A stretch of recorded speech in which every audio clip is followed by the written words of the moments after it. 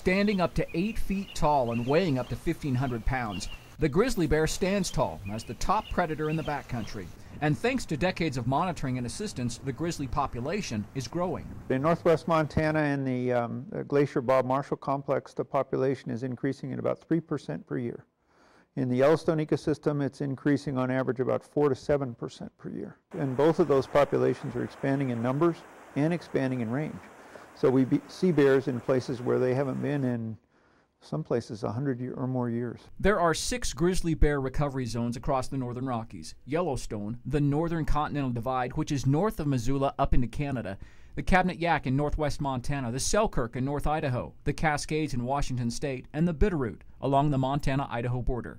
Chris Servine spent the last 30 years working for the U.S. Fish and Wildlife Service as its grizzly bear recovery coordinator. Over that time, he watched the population almost triple in size. In the lower 48, there's about 1,500 grizzly bears. About 1,000 of those are in Montana. But such growth includes frustration. Citing a recovered Yellowstone population, the service removed grizzlies from the endangered species list in 2007, only to see environmental groups sue to return them. A judge agreed, and the service is now waiting an appeal. It's really unfortunate that we've had this legal interference in our recovery process because we've done so much for bears and we've built so much support in the public's eye for bears. Much of that support comes from a positive public perception thanks to a certain Montana college and its mascot. I think Monty and the fact that the University of Montana Grizzlies in Montana, that's a real positive thing for grizzly bears. There's no doubt about that.